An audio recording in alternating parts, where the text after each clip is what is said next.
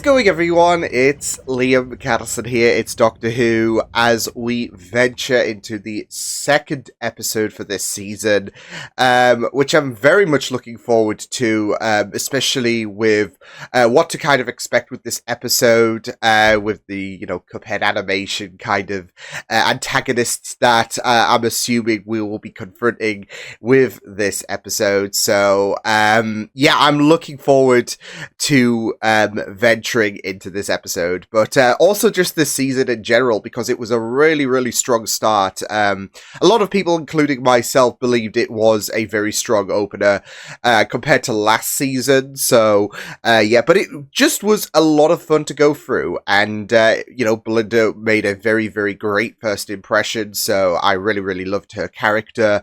And of course, there were quite the kerfuffles, wasn't there, in terms of the ending of the last episode, with obviously the Doctor unable to return Belinda home, and something devastating circulating around, what was it, May 24th, 2025, so, yeah, which is obviously going to tie into the finale, so, yeah, but it was really solid stuff, and I'm looking forward big time to getting into this episode. So with that said, let's get into episode 2 of this season for Doctor Who. Let's go. Oh no. Oh, it's such a beautiful day. I think I'll go to town. This is where chaos starts. Me? Love it. Oh my, who might you be? Don't make me laugh. Yep, it's the moon's fault. It's the egg's fault.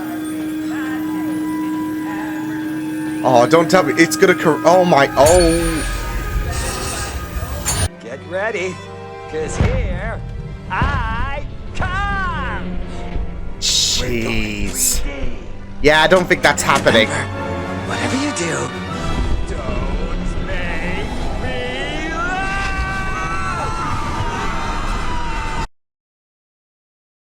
I wonder what he does, but I already love this, Mr. Riggeding character so much.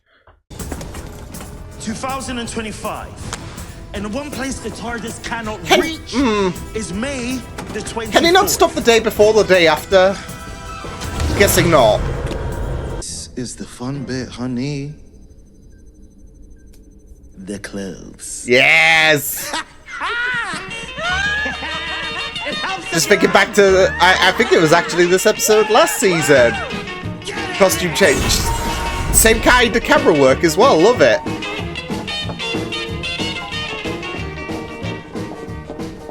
Love to see it. We're actually here. Oh, Wherever nice. Miami, Florida. We're in Miami. At 4 a.m. We got dressed The up. first place you take her to is Florida, Doc. Come on. 1950. Time travel thing is so strange. Because we know what happens to him. Poor soul. Oh, Yeah. do your thing, baby. It's not like you can do anything to alter things, right? Actually want to investigate that spooky old cinema. You're Scooby-Doo. Honey, I'm Belmont. And I'm just wondering. 1952. There's gotta be We something could more. risk a. Sometimes I wait for people to topple the world. Until then, I live in it and I shine. Damn. Yeah, it's 16 gonna be years really old. tough though. Like, yeah, The kindest boy. yeah.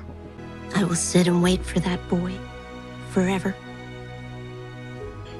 So, you could thought say you you're the picked girl it who up, waited. Someone delivered that thing tonight. It says police box. Wow! Does that give you hope? It does, sir. Love it.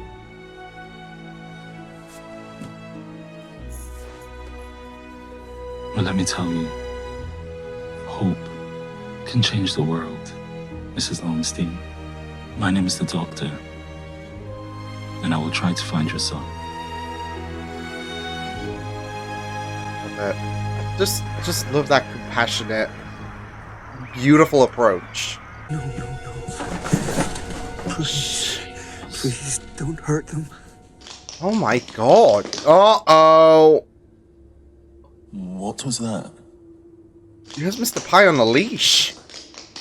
Hello? Me laugh, just take my autograph. Now take my jokes, my lovely folks, cause I know just one thing. For This is I mental. am This is he, oh crazy. yes, I'm Mr. Ring-a-Ding. Lights come to life. I'm beaming at ya. This is impossible. How do you exist? I wish I knew. I'm Oh, all alone. God. Ain't nobody Oh, my else in this whole God. wide world like me. Does nobody care about Mr. Ring-a-Ding? You got your own soundtrack. Yeah, sound effects, soundtrack. Don't make me laugh, because it sounds like this. No! No! Oh my god, no! Imperator, the god of light. The god of... I am Oh the dazzle at the my... heart of the No! and the glint in the eyes of the mad. I am the last thing you see before you fall into the abyss. Oh, You think you can shoot! escape from me? You think you can escape from light itself? Yeah. I'm Mr. Ring-a-Ding. I make your heart This can, like, literally bring clips and all of that to life. Jeez. Live in color as well. If I could just hold your charm. Damn, that's mental. Tell me she's not really there. Because if that thing It's a projection. is real, 15 people. Oh, they're all caught on fit. Oh. 13, 14, 15. The police 15 searched the doctors. building, but they didn't look in here. I don't know why, but in some weird sense, it's kind of giving. There is a Charmed episode actually in season 8.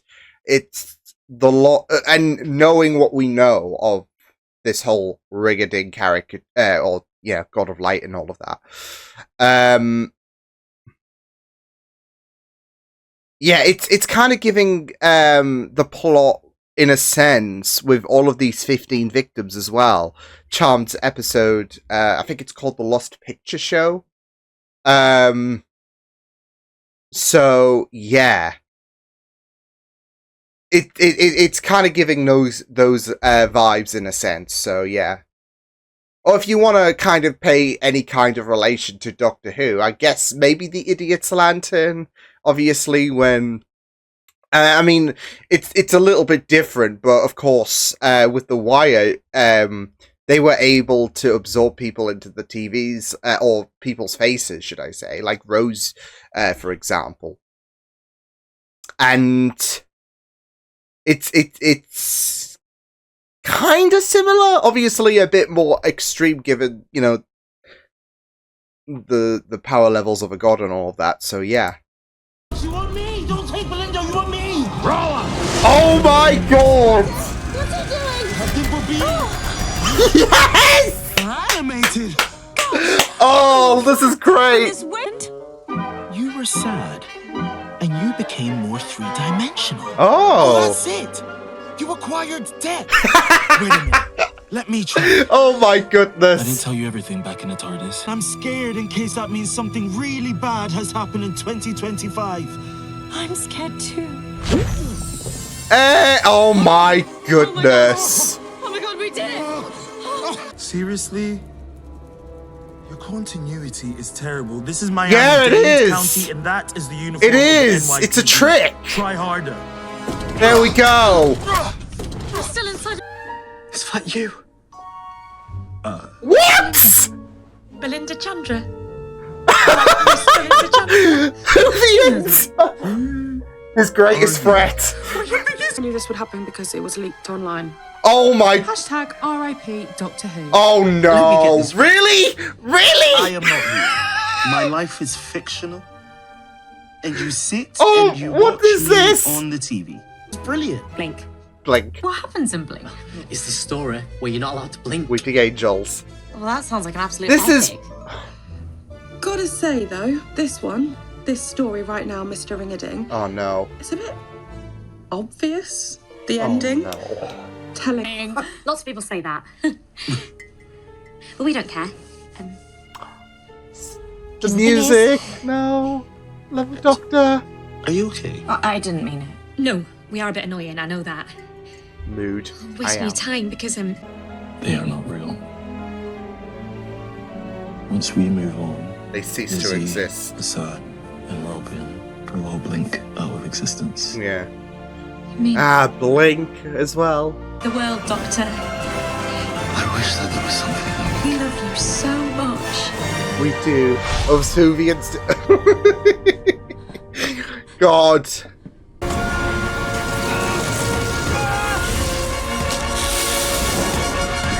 There we go. Wait, was that even a sound of? Oh my god. Hey. What I'm doing. I'm okay, Belinda. Okay. I'm gonna regenerate it. Have Yeah. medicine. By generation. It's left me with a little extra pocket of energy. Like you did to River, of course. The blossom of nuclear light unfurling. Oh my god. Bro! Remember them? Lizzie, Hassan, Holy shit! They told us to. Nicotine, I know you smoke! Give me your matches right now! Oh my. No. Oh my god, that's hideous. Holy shit.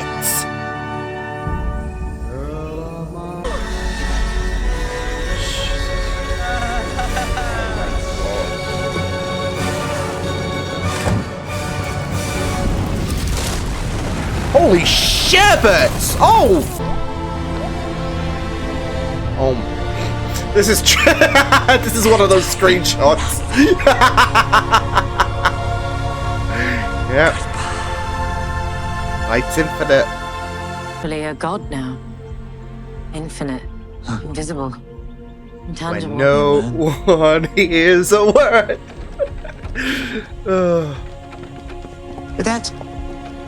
If you want to see a good show, darling, Oh, come I on! recommend this one. Really? What's her deal? Better warn you though, limited run only. Show ends May the 24th. 2025. How did they? That was like a special effect. Well, like from the movies. How did they do that? Trick of the light.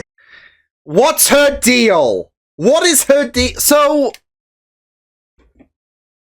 I mean, there's got to be something more, though. I mean, right? Because she's there in 1952, and I think all of the other times, it's not like the Susan Twist situation where, okay, like she keeps... Yeah, she does keep popping up at different times and all of that, but we got the, like, it's not like she's being spat out in terms of, like, different iterations, as we found out with Susan Twist. Otherwise, you could just chalk it up to lazy writing. No, there is something more going on with her. If she is, like, actually there in the 50s. What the hell? And I'd say, what the hell with that episode? That was absolutely fun. I mean, I even said, to be fair, that this episode was one that I was looking forward to. They teased the whole Mr. Ring-a-Ding situation, and I'm like, okay, this might be a fun episode. Oh, it was that and more. Something surreal, actually. There is apparently a post-credits scene in Doctor Who. Are you kidding me? In this economy? Okay, so we are checking this out. Well, I really, really loved it. Though I'd mark it down to a 7 out of 10 because it gave away the ending in the middle and the villain's motivation goodness. change. And technically, it's puppets that want to be boys, not cartoons.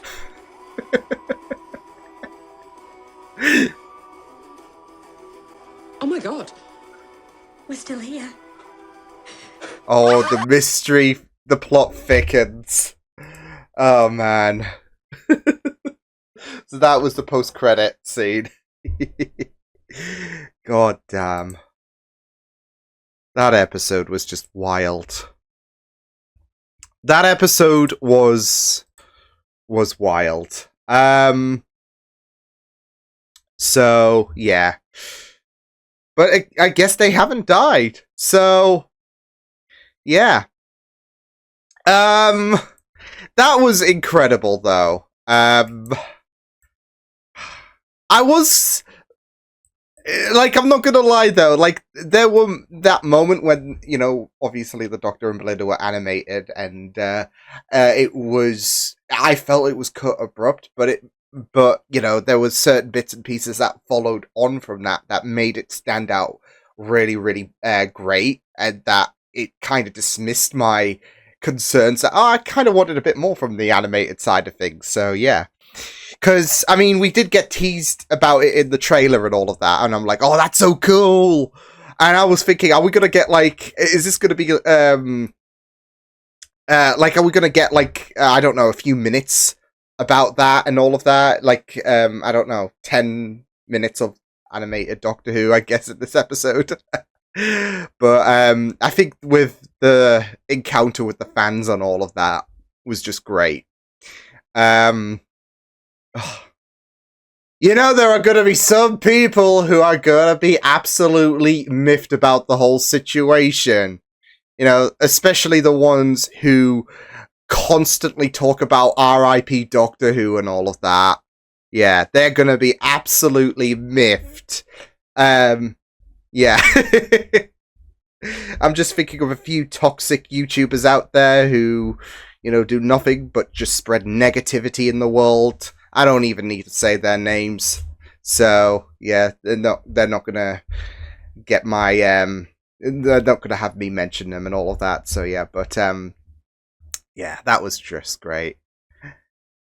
Oh, man. It was just really solid, though. It was very, very great, though, in terms of, you know, the Doctor and Belinda,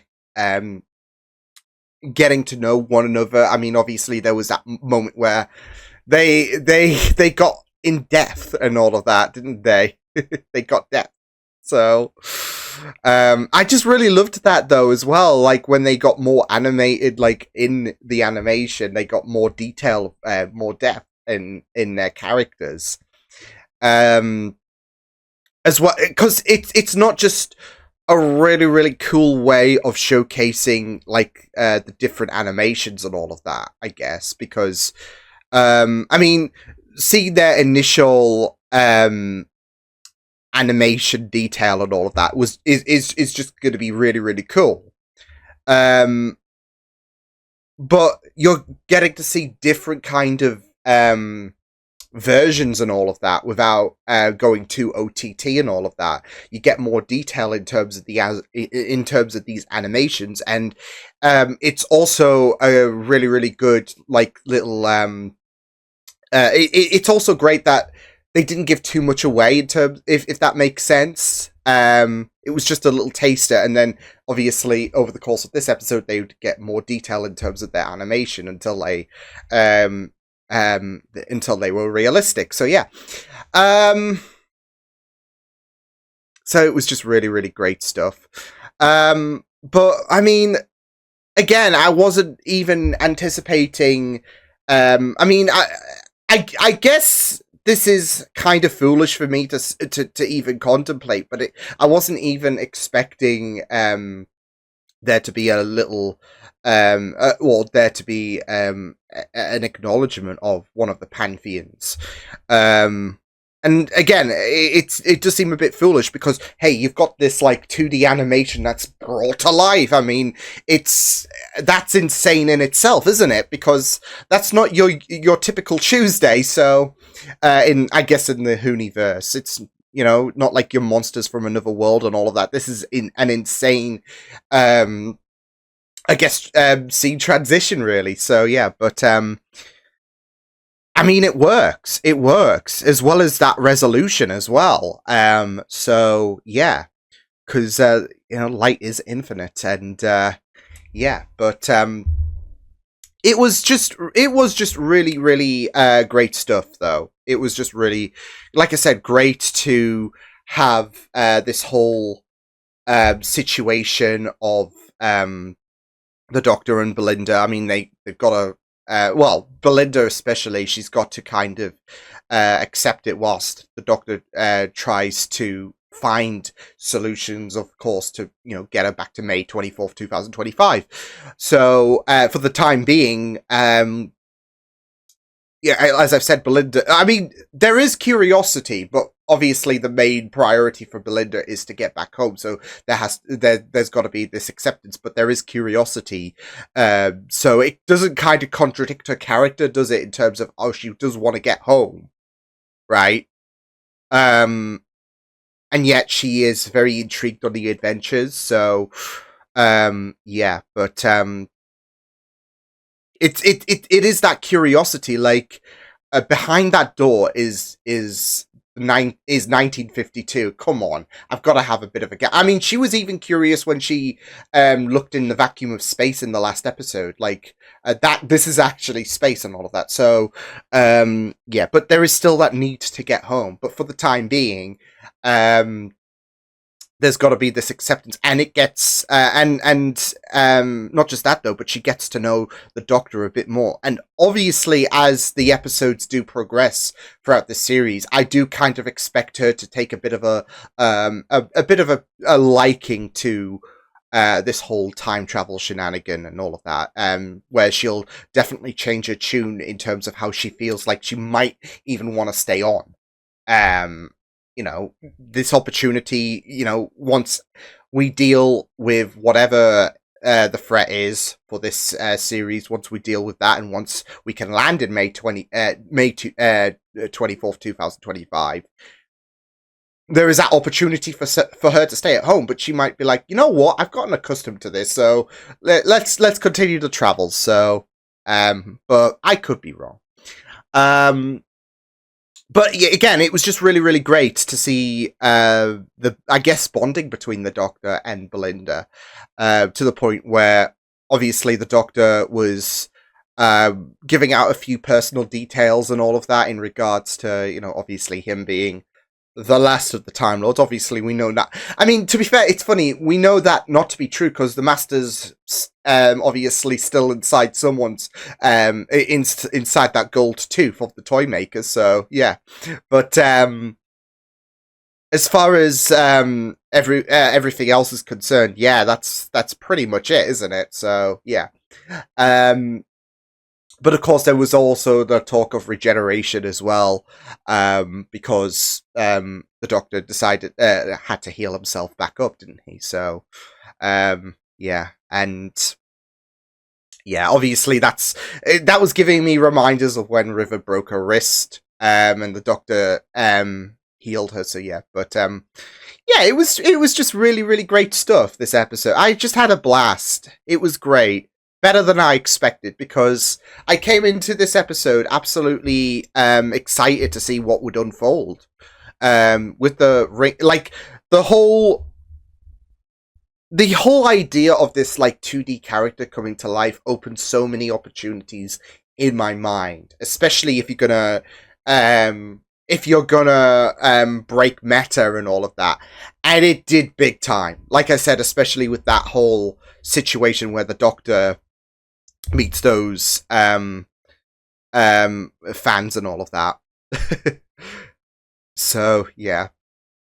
But I do like how they handled it as well, because I mean, obviously they realized as well by the end of the by that post-credit scene we just encountered, that they are I guess still alive. But I think with this episode with the fans, they didn't make it where the Doctor, I guess, had this existential crisis where, am I in a TV show and all of that?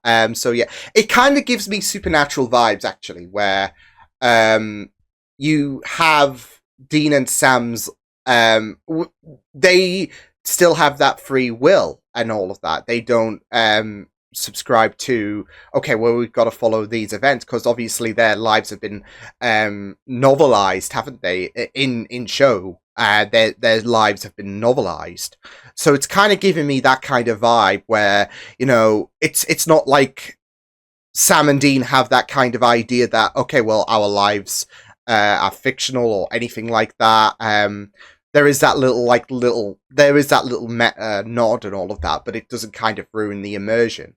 It was kind of actually it worked with that way with this episode where obviously the Doctor's, like I said, not having this existential crisis where he's realizing he is like his adventures and all of that are in the show. So yeah, especially with that little revelation in regards to you know, the fans and all of that. So yeah, and how this isn't exactly real in itself. So yeah, but it still opened the opportunity as well to kind of use real world terms, of course. So yeah, so it did kind of feel it kind of felt weird watching that moment where with the free fans and all of that, because it was like it was like the Doctor and Belinda actually broke the meta, you know, glass and all of that, and yet they didn't. They found a great balance, if that made sense. So yeah, but there were, of course, terms thrown in, like, okay, what's your favorite episode? Blink, always blink, always blink, because that is probably the most common answer when it comes to asking Doctor Who fans. Okay, what's their favorite episode? Blink. So yeah. And there were just fun terms and all of that. Even leaks as well. Like, I knew this was going to happen because of the leaks and all of that. Now, obviously, when and yeah, when the 15th Doctor came around in the 60th anniversary specials, there were leaks. Not just that though, but I think the Church of Ruby, the Ruby's first episode, I think that was also leaked as well.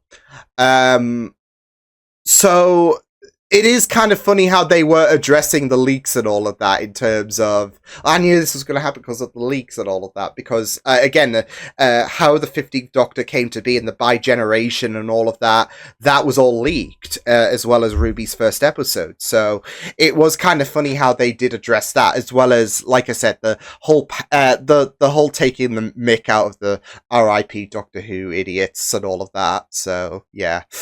That was just very, very funny. I was just thinking in my head, there are going to be some, like I said, some toxic YouTubers are going to absolutely flatline. They are going to have a complete meltdown, but when do they not? They've never been happy, so yeah. But it was just really, really funny just to see how many, like, without it being overbearing as well, how many Doctor Who, because that's it, you might feel like you might be okay, going a bit OTT with the references and all of that. So yeah, but again, with this whole situation, not even just that as well, but there is this kind of like there is this kind of vibe where the fans, those three fans, they do kind of have that acceptance that we could be a little overbearing. Doctor Who fans can be a little overbearing. All right, let's not sugarcoat it. Where, like, I feel like there is that kind of universal acceptance that Doctor Who fans can be a little bit annoying. That's not malicious or anything along those lines, but there is that kind of acknowledgement that we can be a little overbearing, which can be very true. So yeah, but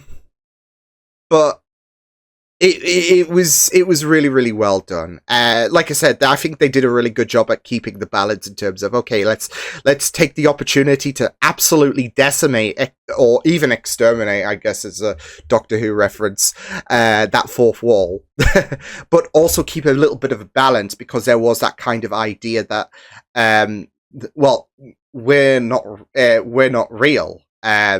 We're just another part of this whole shebang to keep you distracted, to keep the Doctor and Belinda distracted. So, again, it doesn't kind of ruin anything, and it doesn't have the Doctor go into some existential crisis, like, am I part of a TV show, etc. So yeah, but yeah, it was that was really, really fun.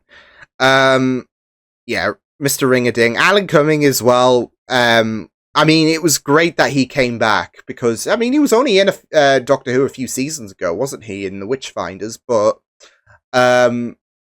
he absolutely killed it as Mr. Ring-a-Ding. He was, I guess you could say, very animated, but yeah, it was just really, really well done in terms of just the sinisterism as well. Like, where there are moments where he just goes absolutely so sinister, but he just did a fantastic job. He just did absolutely amazing. As well as, again, when you saw Mr. Ring-a-Ding, well, there was, of course, that whole situation of explaining why he never goes outside, and how he was able to drain the Doctor from his regeneration energy. How they were able to do that, like, transformation and all of that, was just absolutely incredible, because I do feel like it's also a really, really, I don't want to say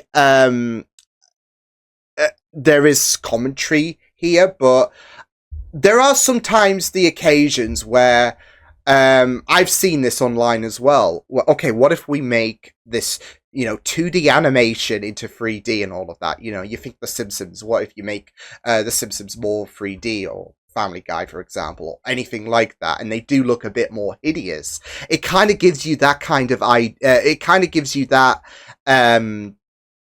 vibe when it comes to Mr. Ring-a-Ding, because he does look a lot more terrifying, more like realistic and all of that. Whereas compared to his, I guess, original incarnation and all of that, yeah, he doesn't look terrifying whatsoever. He looks very, very, again, it's veering to Cuphead. He looks completely goofy and all of that. But, making him 3D and all of that, making him more realistic, it looks, oh my god, hideous. But also, it kind of gives you that kind of monstrous vibe that the God of Light is, basically, because of the fact that, well, he was quite sinister. So, these are not benevolent gods, far from it, but it was just really, really great stuff. So I kind of like what they did with that whole aspect of making him more realistic, because, again, I've seen it quite a few times where, okay, let's make, cartoons like The Simpsons a bit more real and all of that, and it just looks, ugh. So burn it, just burn it. But yeah, it was just really great. And again, his resolution was just great. So, yeah. Also, I do feel like there is a little bit of a nod as well to the classic Doctor Who episodes in regards to Reginald setting the films on fire.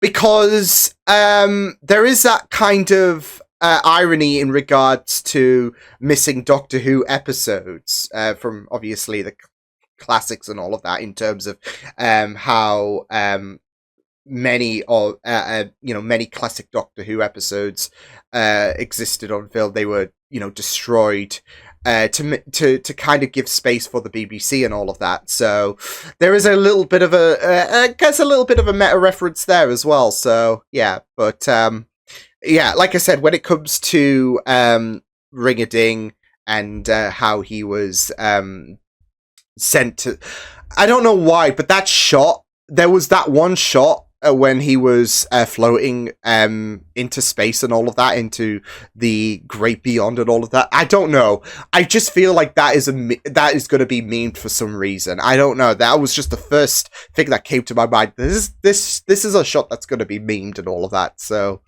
yeah, but yeah.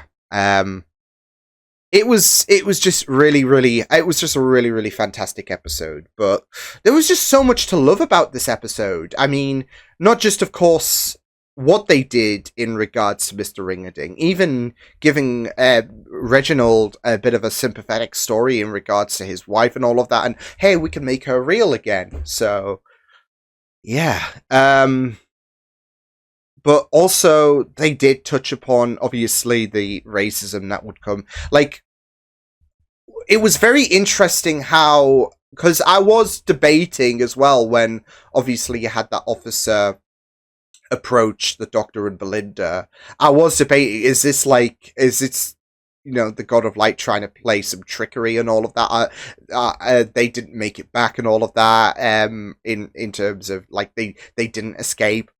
But they still, of course, acknowledged because the racism is going to be there, of course. So, yeah, but they didn't play that. I mean, they played it a little bit, but not to the extremities of, obviously, that officer and all of that in this episode. But they did play onto it a little bit in terms of reality and all of that. So, yeah.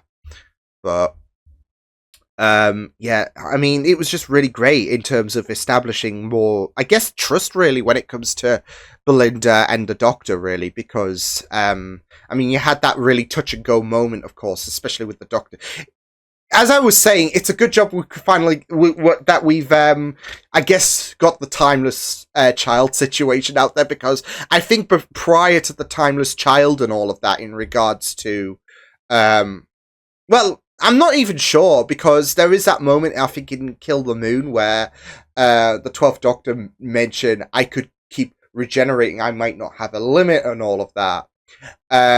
But on prior occasions, obviously, there was the whole limit of the Doctor in terms of his regenerations, and obviously we know with the Doctor and this Timeless Child, he's basically got an infinite source there, so he's not subscribed really to a limit and all of that. So yeah, but I mean, it was just powerful for how long Ring-a-Ding was draining the Doctor's regeneration energy for, and yeah, so but it does raise the stakes, doesn't it? So much. So yeah, but yeah, it was really great stuff, this episode. Absolutely loved it. I even want to say, I'll dare say, it's probably one of my favorite episodes of the RTD2 era, because I mean, well, we had the first episode, the Robot Revolution, which was absolutely fantastic, miles better than Space Babies, and yet this episode was just absolutely phenomenal. It was just, I mean, it went really, really eerie in terms of Ring-a-Ding's character, and obviously, pertaining him to the whole Pantheon situation, which makes sense, obviously, with how he was able to be brought to life as well. But I mean, it just went really, really great with the meta in terms of establishing great bonding between Belinda and the Doctor. It was just fun. I absolutely loved it. So Series 15 is already off to us. I would probably go as far to say, I know I really, really, really loved The Devil's Cord. So yeah, which is kind of funny with this episode and that episode, because that episode was episode 2, set in the past. Having one of the Pantheons involved.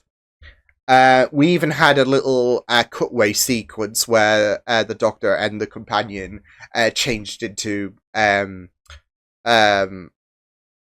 clothing which would be relevant to whatever time. Well, it was the 60s then in the Devil's Court. It's the 50s here. So yeah, so quite a few parallels. But I mean, I just feel like this has been a very strong start, stronger than Series 14 at the minute. So I know it's only 2 episodes, but you got to think there are 8 episodes entirely, so we're like 1/4 the way through this series already. So yeah. And what's Mrs. Flood's game? Because again, we didn't see her in any kind of time zone other than present day in the last series, and here she is.